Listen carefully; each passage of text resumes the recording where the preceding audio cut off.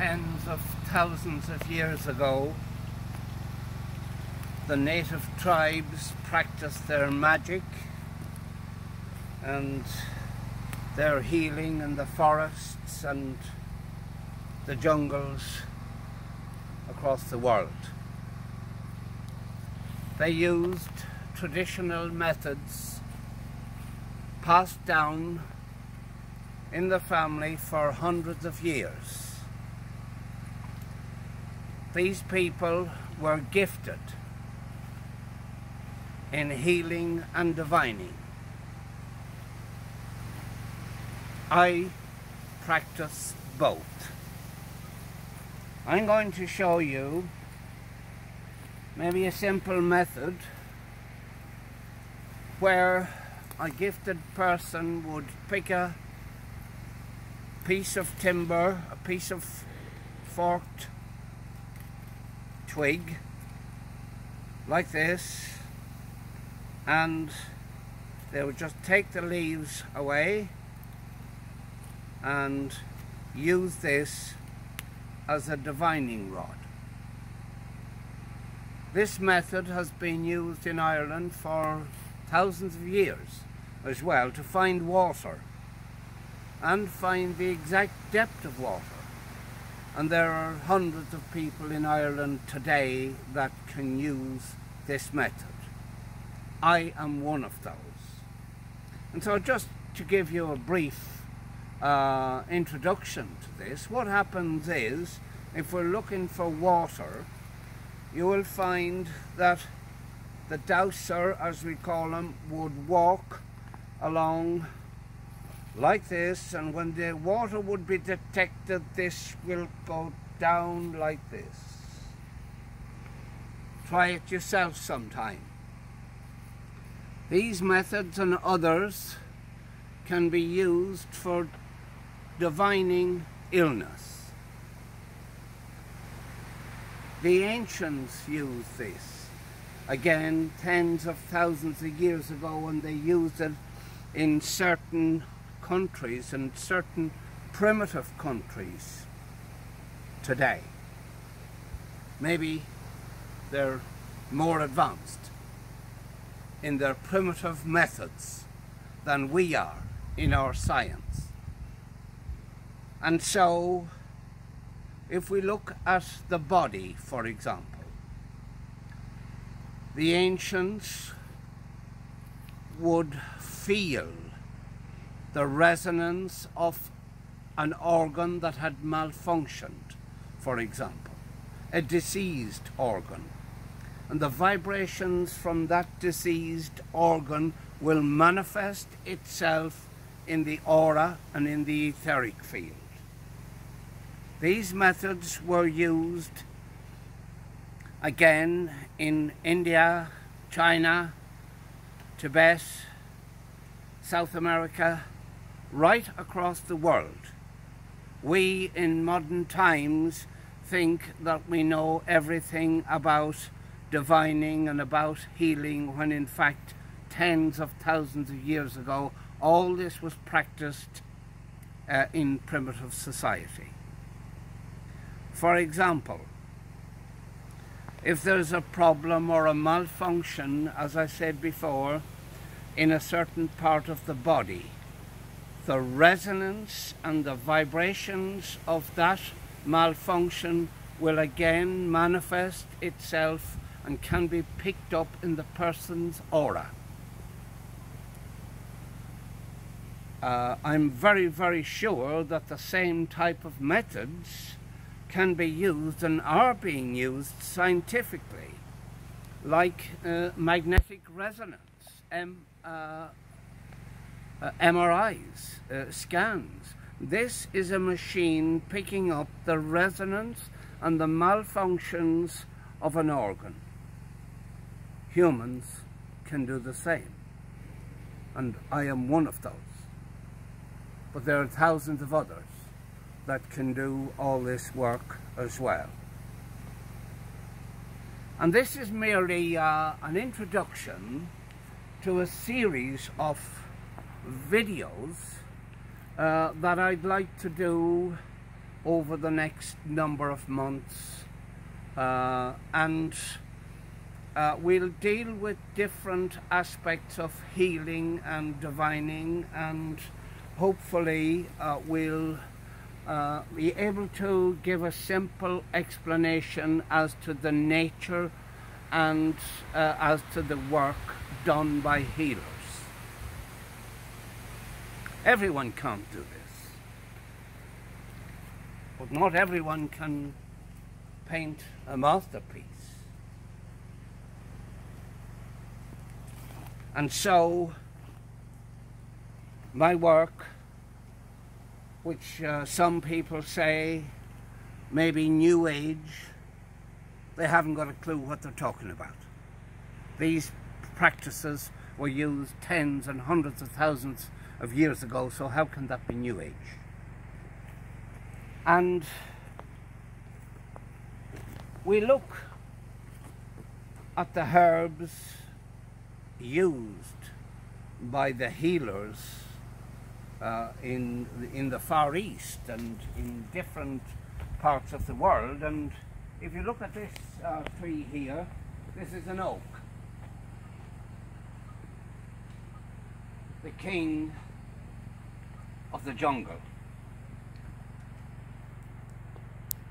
On that oak grows a parasite called mistletoe. It can grow on other trees as well, of course, but the Druids used the mistletoe to treat certain illness at the time. Hopefully successfully, but they treated tumours and what have you with the parasite that grows on the oak. They use these methods in holistic treatment right across the world today, of course, in perhaps India, Switzerland, and many, many other countries. The herbs, of course, that grow naturally in the woods were of great importance to the healers of the time. You know, we look at the dandelion, we mentioned the mistletoe, we look at the nettles, all the different flowers that were used for medicinal purposes. They were used with success because the healer at the time would divine the type of herb that would be suitable to cure a certain disease.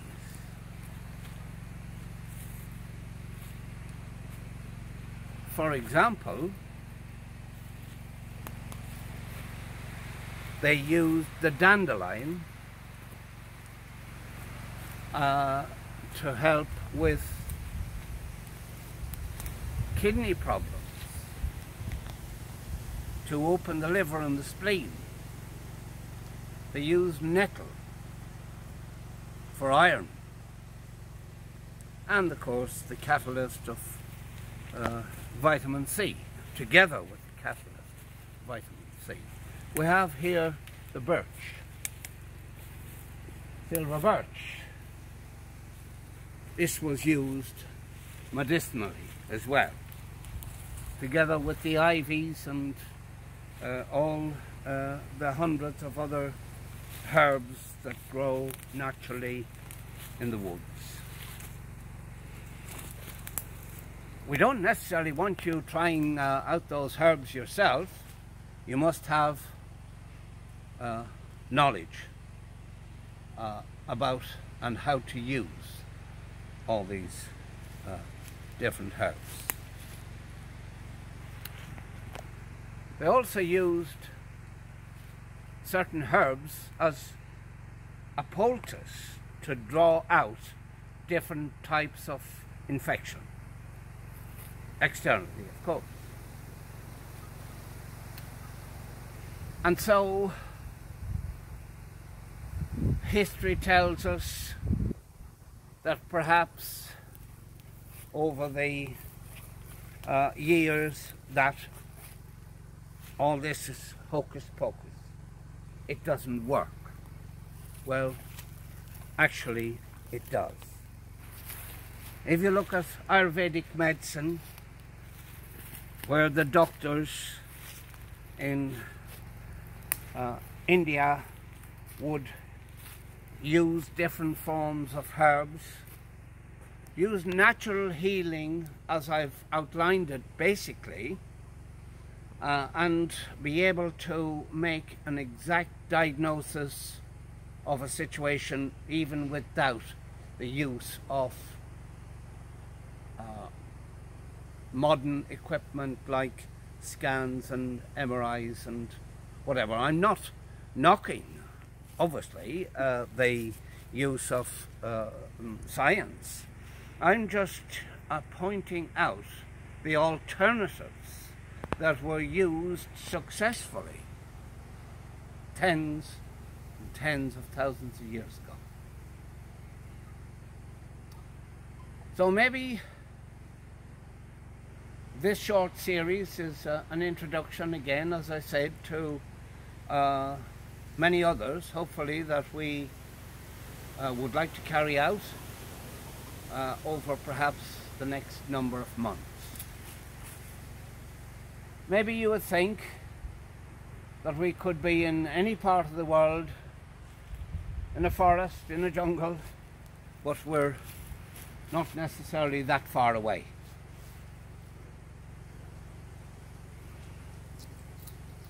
Well, maybe we should finish this little talk for now, and we'll be perhaps continuing on a different subject perhaps next time, in a few weeks or whatever.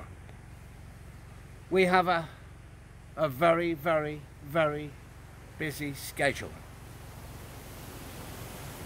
We have hundreds, maybe 1,000 videos up there on my site, MatthewLennonHealer.com. And if you want to view some of those, you will see some very unusual healings. You will perhaps see a young boy who had a serious accident and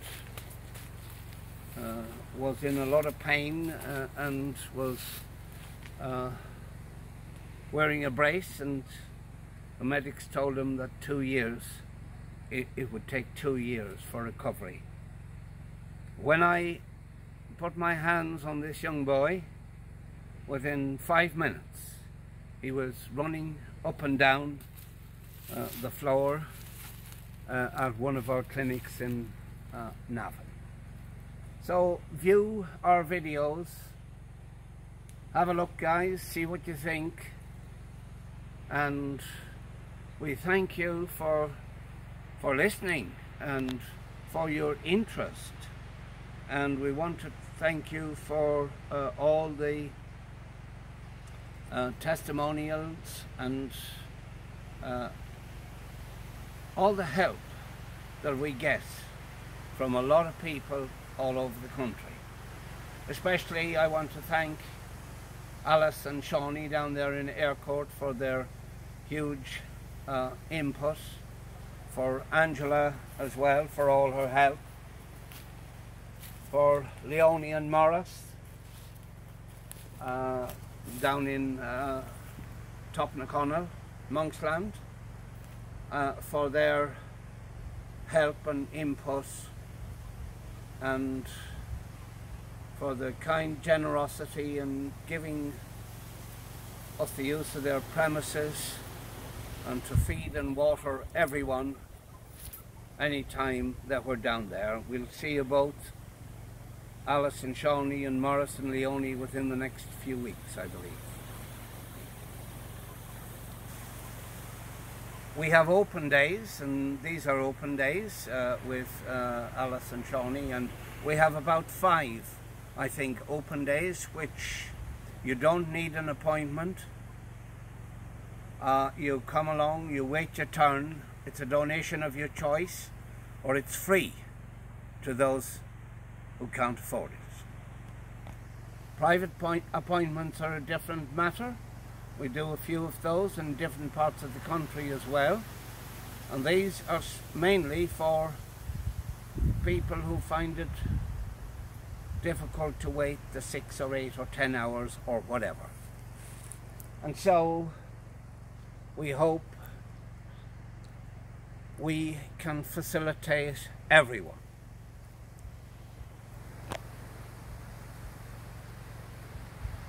And my hope is that you will be one of those who can get benefit from the work we do. Thank you and good night.